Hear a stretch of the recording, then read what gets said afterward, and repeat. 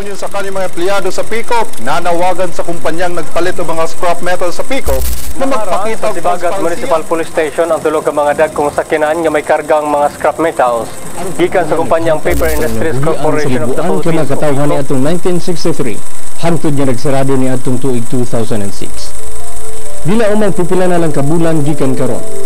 Wala na building na makita dinhi kini ang pagsalvage sa mga bukhaw na struktura sa tubok planta sa PICOP. So dahil sa nahanang desisyon sa National Labor Regulatory Commission,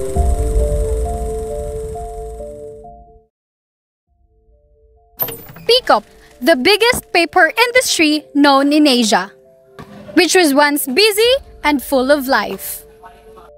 Now it's quiet and empty, like a forgotten giant. So what exactly happened? Despite the published articles about PICOP, let's unveil the narratives of the people who lived through it.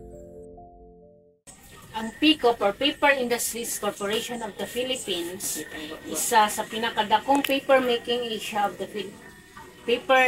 Asia sa Cebu, Kalibutan. Katong time na pa ang PICOP, daghan benepisyo ang mga tao, daghan benepisyo ang nahatag sa mga tao. Ang eskwelahan subsidized by PICOP, labi na ang Lasal, John Bosco, tapos ang kuryente is 50% subsidized by PICOP.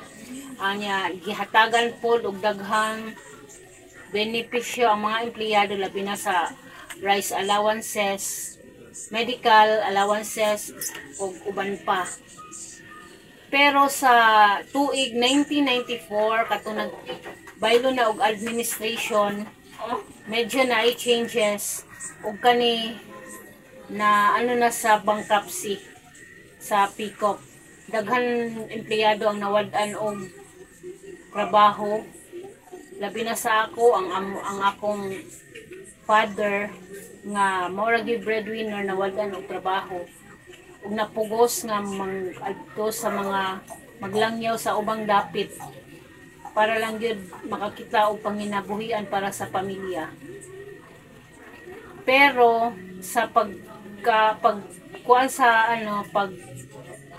sa panahon labi na hangtod karon ang mga tao naghinay-hinay og bangon ug hopefully ang PICOP is naay mag-adapt or naay mag-bag-o nga magtukod og inato kadako nga company para makasupport sa employment labi na dinhi sa City of Isli. There is this public outcry on the downfall of this industry, but can we really blame those who lived through it all?